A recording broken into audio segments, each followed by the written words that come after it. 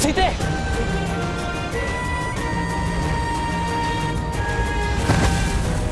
सीते, उठो सीते।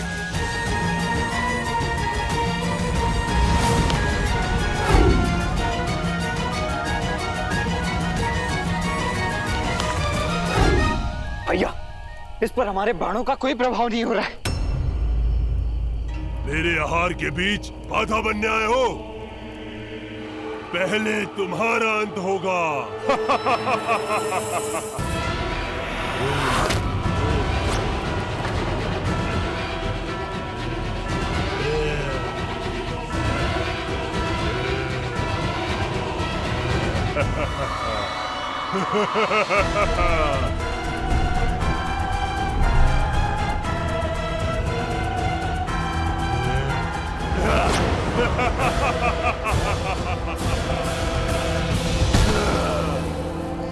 बड़ा दुखदाई और कष्ट भरा अंत होगा तुम्हारा।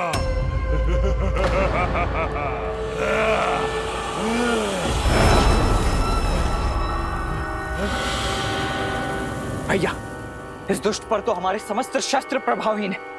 अब हम करें तो करें क्या? एक वीर का सबसे बड़ा शस्त्र स्वयं उसका बल होता है लक्ष्मण। लक्ष्मण, मल्ल युद्ध का प्रशिक्षण स्मरण है ना?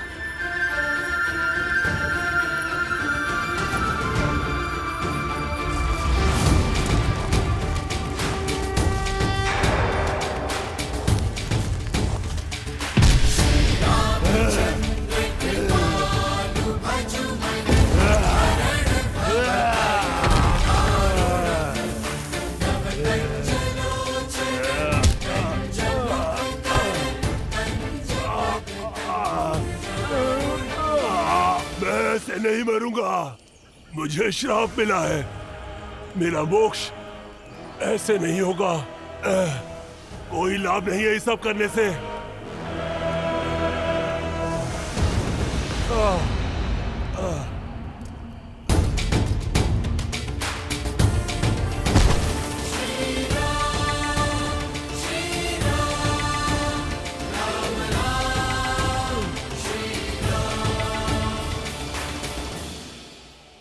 मुझे जीवित की धरती में गाड़ दीजिए राघव, तभी मैं इस नरकीय जीवन और अपने इस शाप से मुक्त हो पाऊंगा।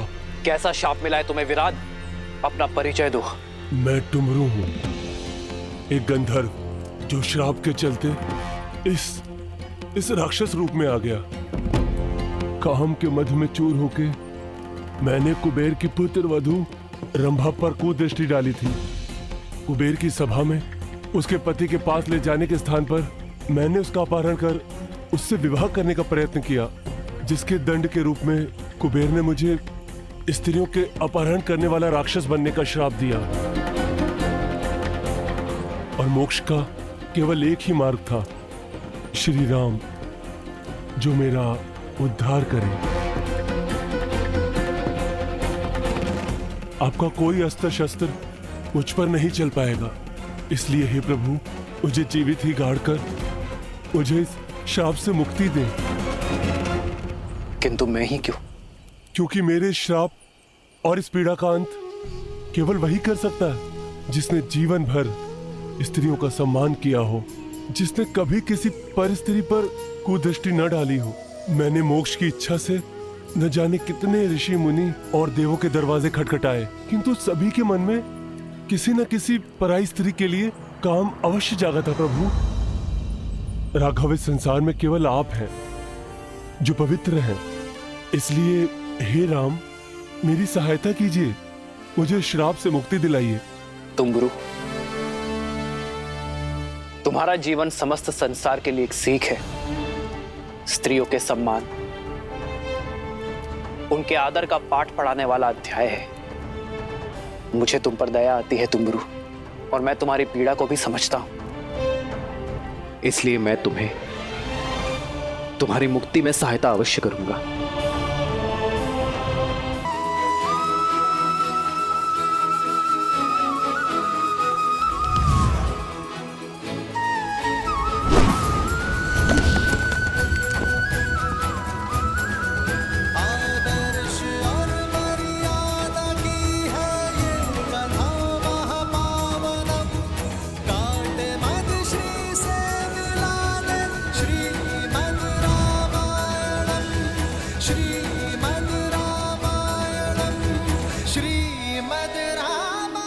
अब धन्य है मर्यादा पुरुषोत्तम राम, आपने मुझे मुक्त कर दिया। मैं एक गंधर्व हूं, संगीत ही मेरा जीवन है और मेरा धर्म भी। अब मेरा संगीत सदा आपके ही गुणगान गाएगा। अब आप दक्षिण दिशा में पंचवटी की ओर प्रस्थान कीजिए, अगस्त ऋषि के आश्रम की ओर। दंडक में राक्षसों का आतंक है और राक्षसों का राजा है महाबली लंकेश रावण। रावण के अधर्म और उसके अत्याचारों की कोई सीमा नहीं है। इस दंडकारण्य में न जाने कितने मानव भक्षक छोड़ रखे हैं उसने। और इस राक्षसी सेना का प्रमुख है खर, जो रावण की छाया बनकर अपने भाई दूषण के साथ मिलकर अपने इस आतंक से धर्म और मर्यादा का गला घोट रहा है। अधर्म और पाप के इस जाल से बचने के लिए, धर्म और पुण्य की स्थापना के लिए प्रभु आपको ऋषि सरभंगा के मार्गदर्शन की आवश्यकता है। वही आपको ऋषि अगस्त तक पहुंचाएंगे। केवल ऋषि अगस्त्य ही हैं जो राक्षस राज और उनके अंत के ज्ञाता हैं। शीघ्र जाइए राम, ऋषि सरभंगा के जीवन की डोर को आपके दर्शनों की आस ने ही थाम रखा है। फिर तो हमें इसी क्षण निकलना होगा।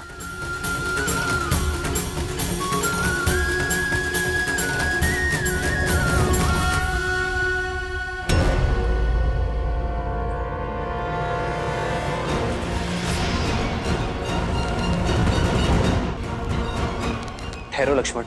भैया, ये अवश्य ही राक्षसों का कोई गुप्तचर है। इससे पूर्व कि ये अपने साथियों को हमारी सूचना दे, मुझे इसका अंत कर देने दीजिए। लक्ष्मण,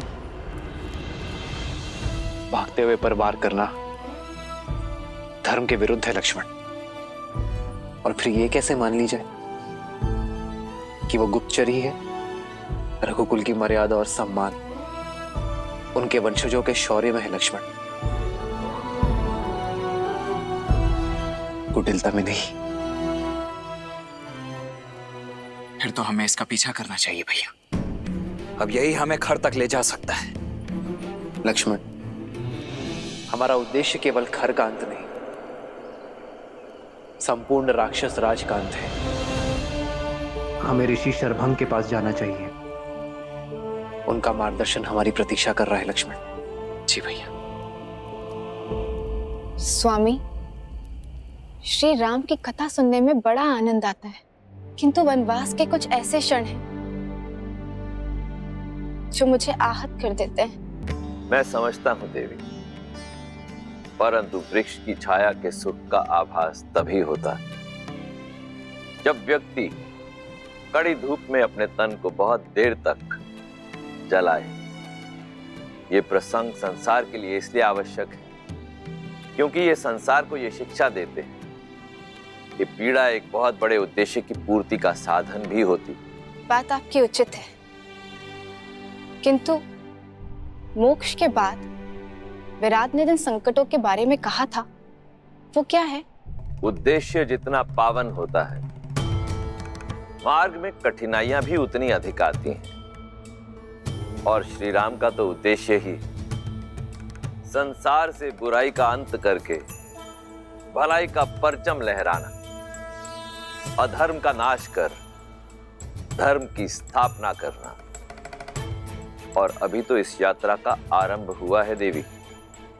यूं समझ लीजिए देवी कि श्री राम दंडक अरण्य के भीतर नहीं, संकट और समस्याओं के एक माया जाल के भीतर जा रहे हैं। विराट तो केवल एक श्राप के कारण दानव बना, परंतु ऐसे कई दुष्ट जिनका स्वभाव ही है पाप कर्म करना, जिन्हें ऋषियों, मुनियों और सज्जन व्यक्तियों को पीड़ा देने में आनंद आता है, उनका अंत भी तो श्री राम को ही करना है। भगवान विष्णु के अवतार के लिए भला क्या कठिन हो सकता है? वो चाहे तो क्षण भर में रावण के अभिमान और उसके पापों का अंत कर सकते हैं। देवी, यदि रावण की शक्तियां असीमित हैं, उसका सैन्य बल अतुलित है, तो सामने भी नारायण है जिनका तेज अलौकिक है, और उस तेज के सामने इस ब्रह्मांड में कोई टिक नहीं सकता। परंतु ये मत भूलिए कि इस समय राम के रूप में नारायण मनुष्य रूप में अवतरित हुए और उन्हें जो भी करना होगा वो मनुष्य जीवन की सीमाओं में बंधकर ही करना होगा, मर्यादा में रहकर करना होगा, क्योंकि ये मर्यादा ही तो है जो श्री राम को इस धरती लोक का निवासी बनाती है, मनुष्य बनाती है। वो मनुष्य जिसे पीड़ा भी होगी, जिसे कठिनाइयों का सामना भी करना होगा, जिसके शत्रु भी बनेंगे।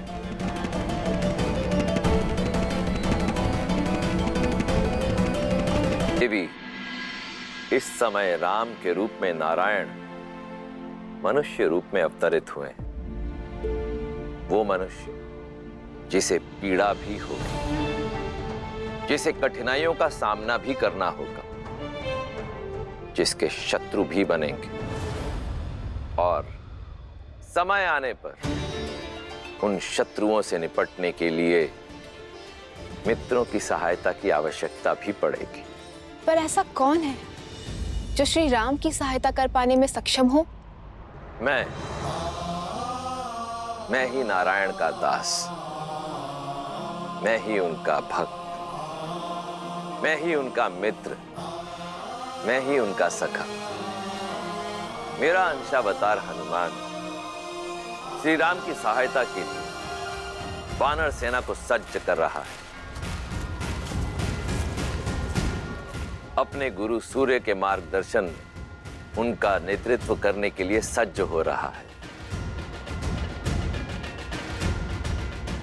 उन्हें केवल युद्ध कौशल और रणनीति का पाठ ही नहीं पढ़ा रहा, अपितु आध्यात्म और अनुशासन की शिक्षा भी दे रहा है। परंतु ये तो स्वयं हनुमान भी नहीं जानता कि किष्किंधा पर कितना गहरा संकट आने वाला है।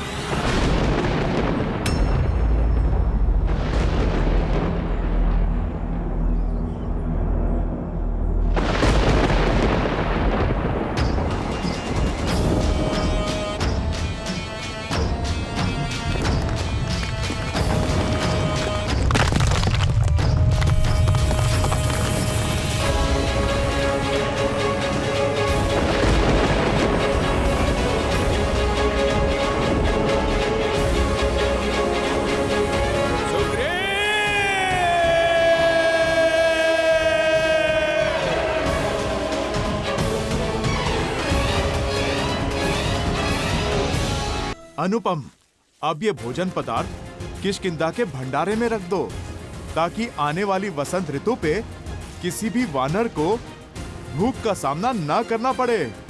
चलो दल, जल्दी चलो। अद्भुत हनुमान।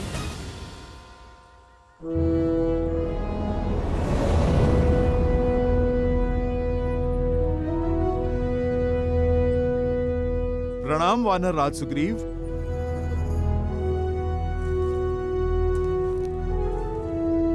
सेनापति हनुमान, अद्भुत है आपकी सूझबूझ और धन्य है हम कि हमें आपके जैसा सेनापति मिला। आपकी सूझबूझ के कारण हमें नया जीवन दान मिला। बीते वर्षों में जब जब भारी वर्षा हुई है तब तब राज्य में अन्न का अकाल पड़ा, किंतु अब ऐसा नहीं होगा।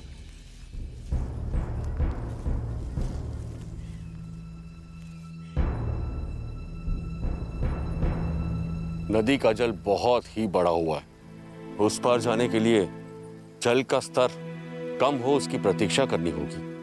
महाराज सुग्रीव, जो निराशावादी होते हैं वो परिस्थिति अनुकूल होने की प्रतीक्षा करते हैं। जो कर्म पे विश्वास करते हैं वो परिस्थितियों को अनुकूल कर लेते हैं। नल, नील,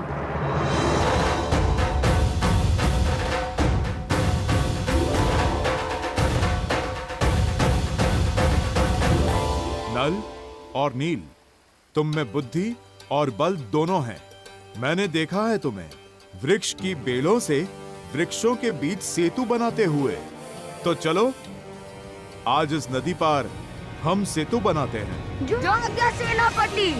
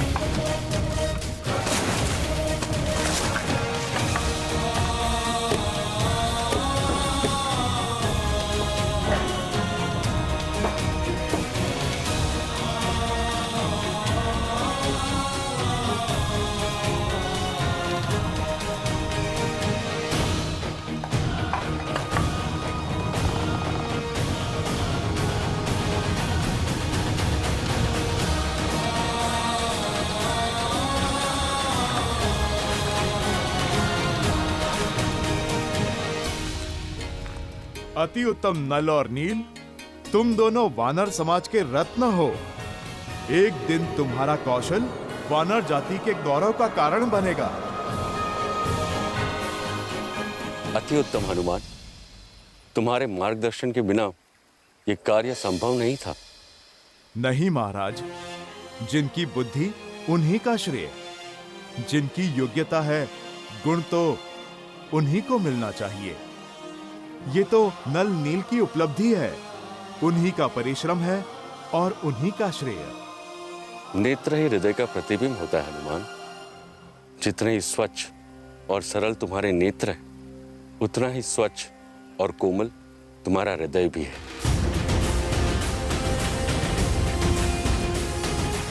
आपको सच में हमारा बनाया सेतु अच्छा लगा सेनापति? अवश्य, इसमें एक बड़ी अच्छाई भी है और एक कमी भी।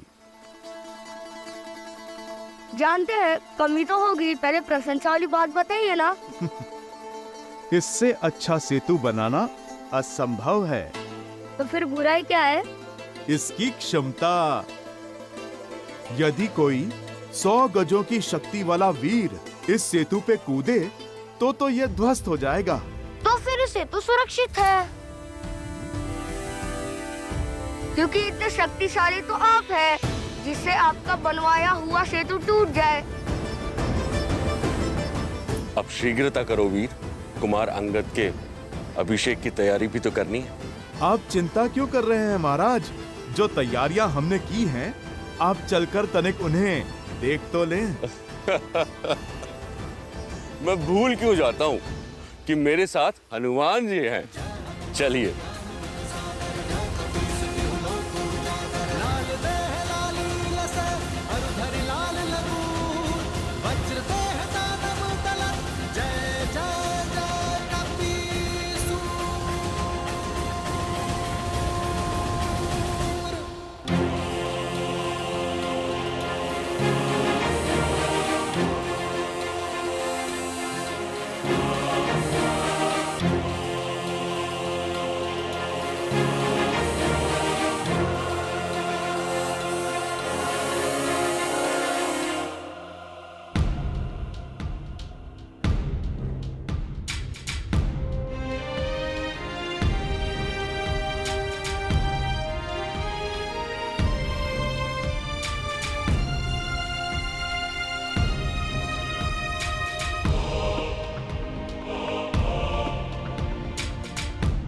हनुमान, तुमने तो किष्किंधा को स्वर्ग जैसा सजा दिया।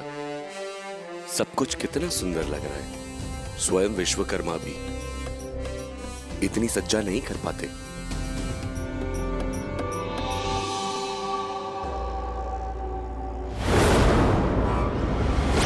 दोस्त, कहां बड़े चले जा रहे हो?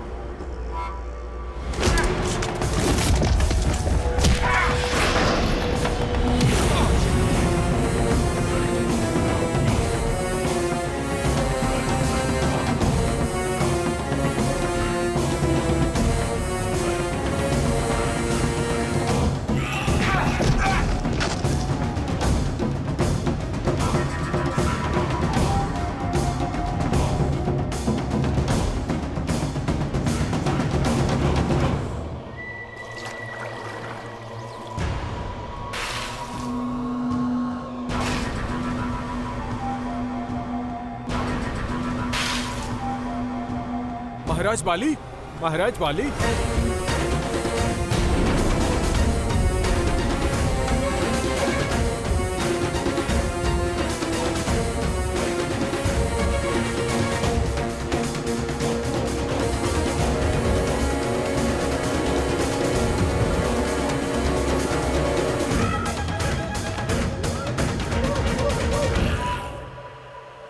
सुग्रीव!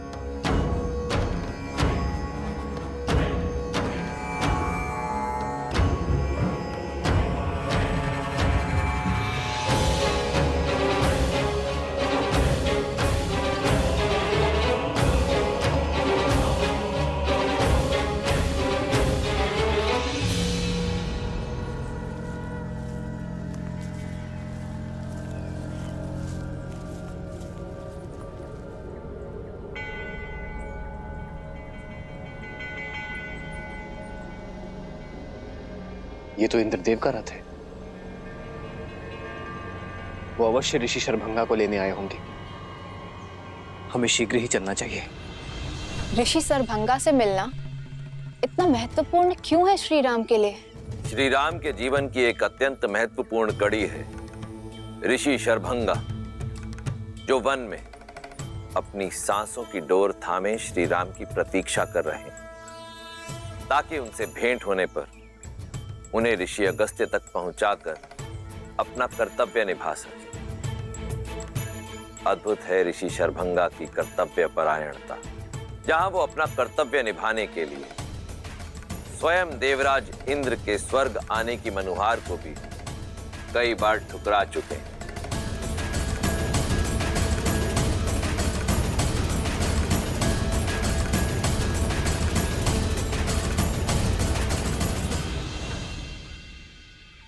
प्रणाम ऋषिवर।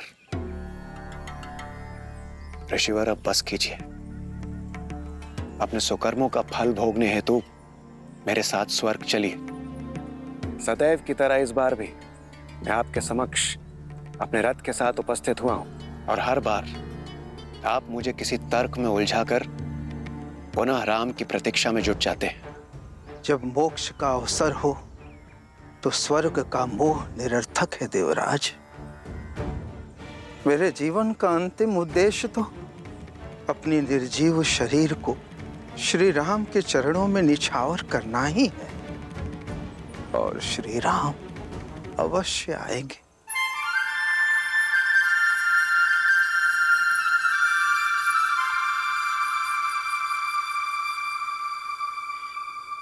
उचित है ऋषिवर, किंतु इस बार मैं रिक्त हाथों से नहीं जाऊंगा। आपको मेरे साथ स्वर्ग चलना ही होगा।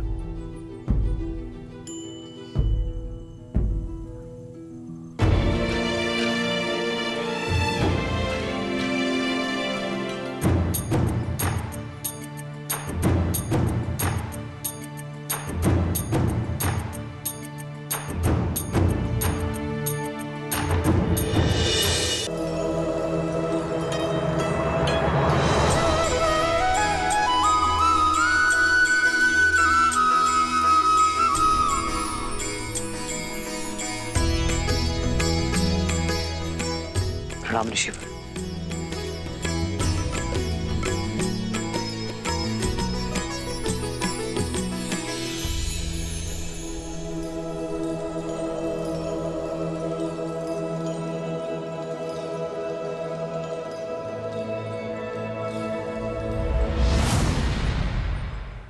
बैठिए ऋषिवर, बैठिए। राम, आप आ गए।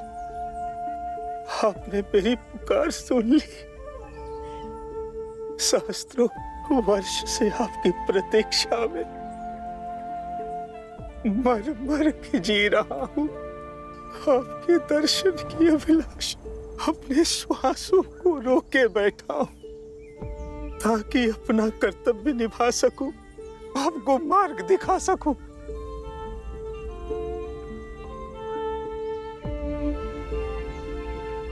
कर्तव्य के लिए आपका संघर्ष हमारे लिए प्रेरणा है ऋषिवर। आपका आशीर्वाद पाना हमारा सौभाग्य होगा। मृत्यु पाने से पहले आपके मार्गदर्शन का दायित्व मिला था, अब जिसे निभाकर शांति से मर सकता। राम,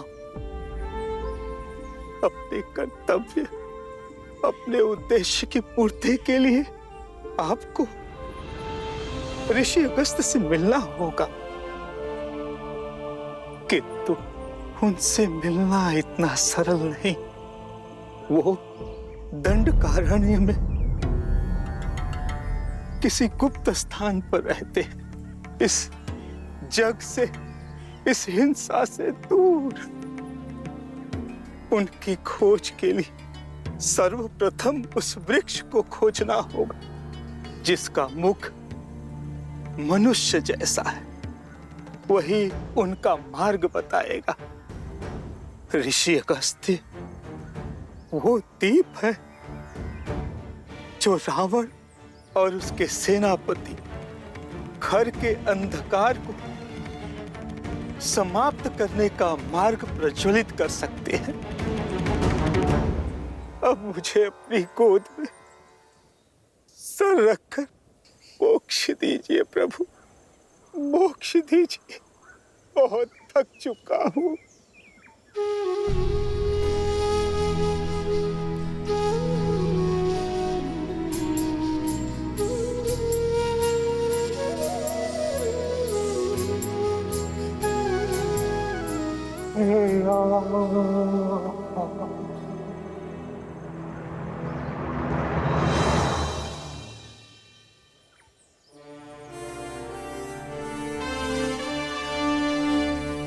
ऋषि शरभंगा का ज्ञान सदा हमारा मार्गदर्शन करता रहे। चलो लक्ष्मण, इनके अंतिम संस्कार की तैयारी करते हैं।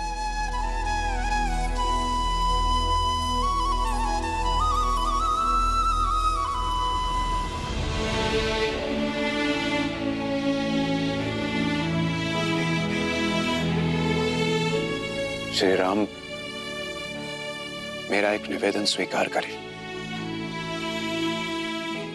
मेरे इस रथ को अपने साथ ले जाइए। इस मायावी वन में यह आपका सहायक बनेगा। प्रस्ताव के लिए धन्यवाद देवराज। आप हमारे पिताश्री के मित्र हैं और एक मित्र होने का कर्तव्य निभा रहे हैं, पर मुझे आपके दिव्य रथ की आवश्यकता नहीं है।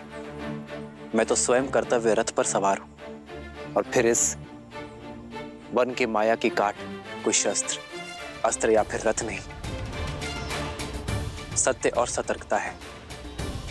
मैं और लक्ष्मण अपना उद्देश्य अपने बल पर पूर्ण करेंगे।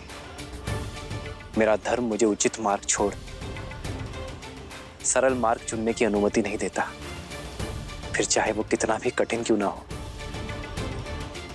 मैं वही मार्ग चुनूंगा जो मार्ग नियति ने मेरे लिए चुना है। जैसे आपकी इच्छा श्री राम, किंतु जब भी आवश्यकता होगी और जब भी आप स्मरण करेंगे,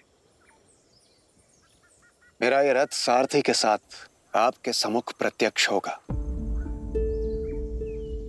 आशा करता हूं सेवा का एक अवसर आप मुझे अवश्य देंगे।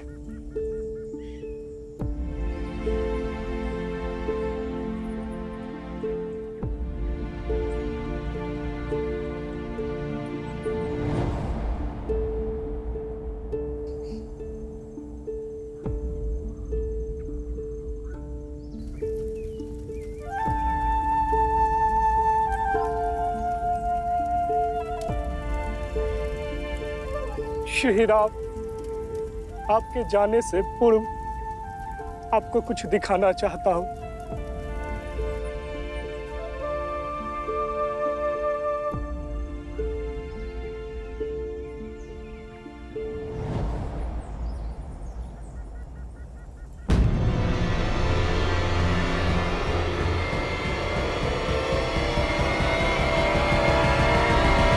ये वायु के साथ उड़ती भस्म किसकी?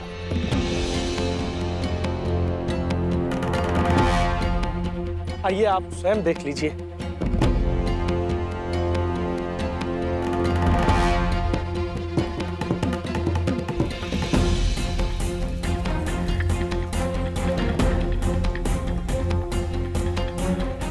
ये उन निर्दोषों की अस्थि भस्म है जो राक्षसों की भूख का शिकार हुए हैं। जब से पहले व्यक्ति को जलाया है, तब से ये अग्नि बुझी ही नहीं है। सदा कोई न कोई नया पीड़ित इसमें भस्म हो जाता है, और अब तो ये भस्म का ढेर इतना विशाल हो गया है, ये कदाचित कभी बुझेगा ही नहीं।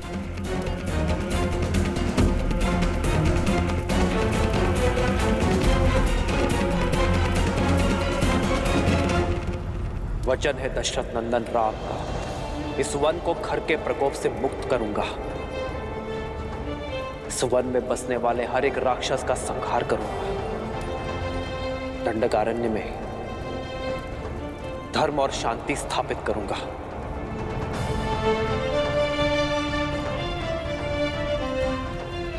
मैं सौगंध लेता हूं मुझ पर विश्वास करने वाले हर एक जीव की रक्षा करूंगा।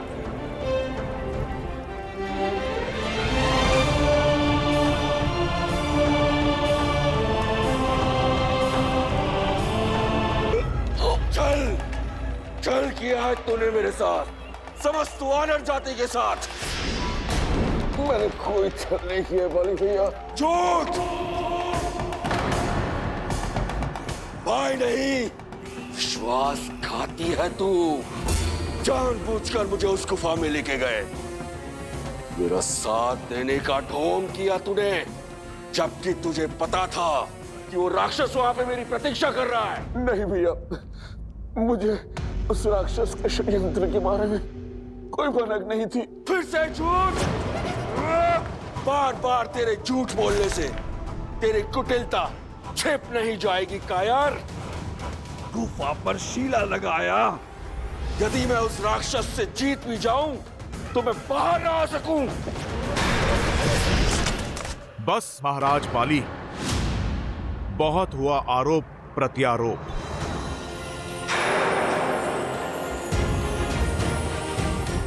महाराज बाली, आपको अपने भाई पर संदेह क्यों है? आपको ऐसा क्यों लगता है कि महाराज सुग्रीव ने आपसे छल किया है? क्योंकि उसकी क्रूरदृष्टि सदा से ही थी, मेरे राज्य के ऊपर और मेरी पत्नी के ऊपर। आप अपने दृष्टिकोण का दोष किसी की दृष्टि को मत दीजिए वानर राज। महाराज सुग्रीव के पास आपका विश्वास तोड़ने का कोई कारण नहीं है। ईर्ष्या से बड़ा ना कोई कारण होता है और ना ही कारक। जिसकी इच्छा मेरा जीवन जीने की थी। महाराज आप क्षमा करें, सारी वानर जाति जानती है महाराज सुग्रीव से अधिक विश्वसनीय ना कोई भाई है और ना ही कोई मित्र। तुम्हारे इस विश्वसनीय मित्र ने मेरे विश्वास की हत्या की है। मेरी पत्नी, मेरा पुत्र, मेरा राज्य सब चुरा लिया है उसने। ये सत्य नहीं है। बोल दो दुष्टा। सुग्रीव ने जो कुछ भी किया उसका मोल तुम हो। तुम मेरे मृत्यु की प्रतीक्षा में थी ना कि तुम दोनों एक हो सको, वाह कर सको। प्रेम तो कभी तुमने मुझसे किए ही नहीं। नहीं वानर श्रेष्ठ,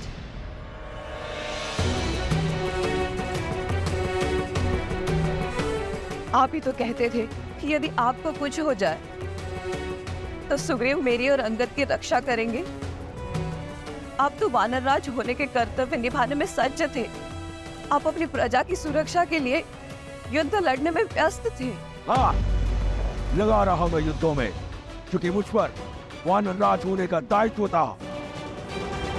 इस विश्वासघाती जैसा जीवन नहीं जीना चाहता था मैं। हाँ, चाहता था कि मेरे जाने के बाद तुम विधवा ना कहलाओ, मेरा अंगद और मेरी प्रजा अनाथ न हो। किंतु देखो, कुछ नहीं हुआ है मुझे। मैंने उस मायावी असुर को मार गिराया है और जीत कर भी हार गया बाजी। जिस महाबली को आज तक कोई असुर नहीं हरा पाया, वो अपने ही भाई के सामने उसके षड्यंत्र से हार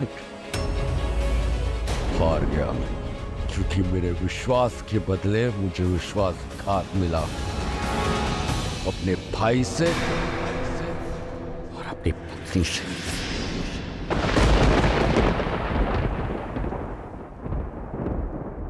महाराज बाली, आपको क्रोध शोभा नहीं देता। आपके बल के आगे सारा संसार नतमस्तक है। आप तो महान योद्धा हैं। अपने बल को सत्यापित करने के लिए मुझे तुम्हारे समर्थन की आवश्यकता नहीं, हनुमान। यदि यहाँ किसी को मेरी शक्ति पर संदेह है तो आ जाए युद्ध भूमि में। महाराज बाली, मार्ग तो संवाद से भी खोजा जा सकता है। तुच्छ वानर, ये मेरे परिवार का निजी प्रकरण है, तुम बीच में मत बोलो।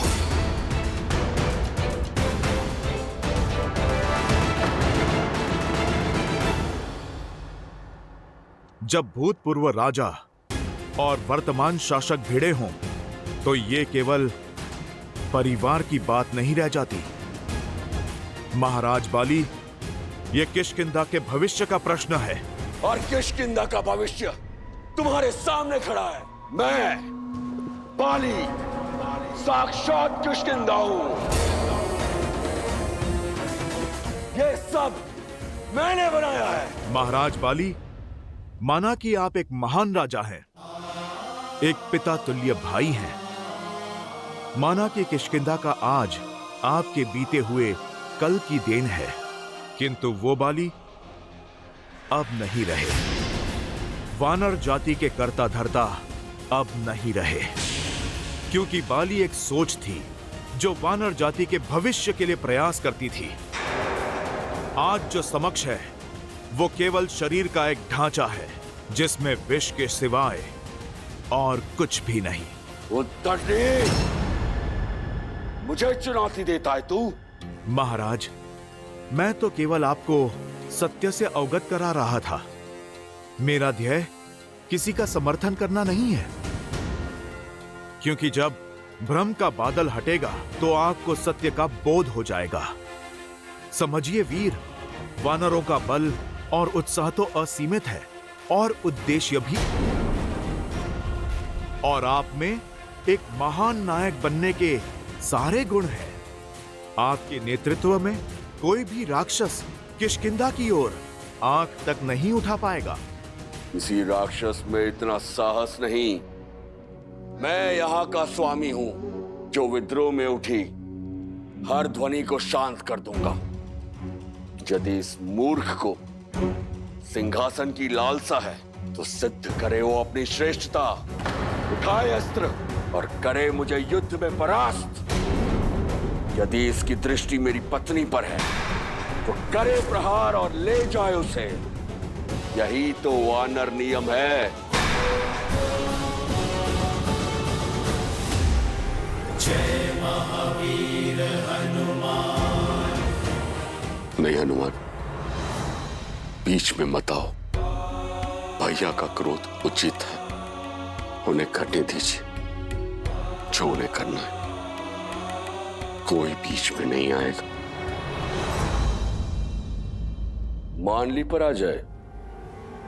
कायर, लड़ो।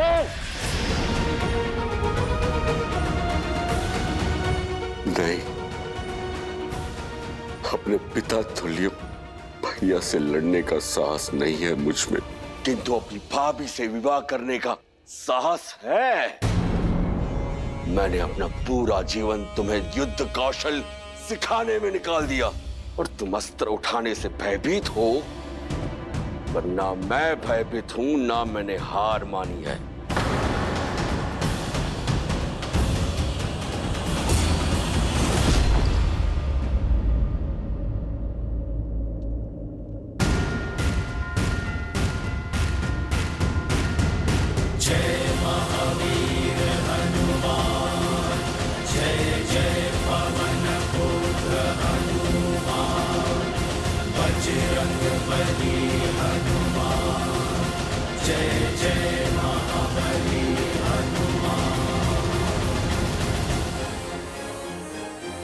हनुमान,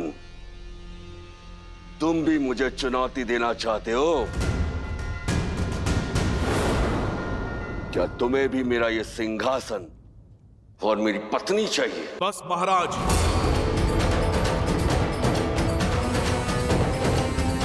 आप अपनी सीमा मत लांघिए। ब्रह्मचारी हूं मैं। मुझे ना आपकी पत्नी की चाह है और ना इस सिंहासन की।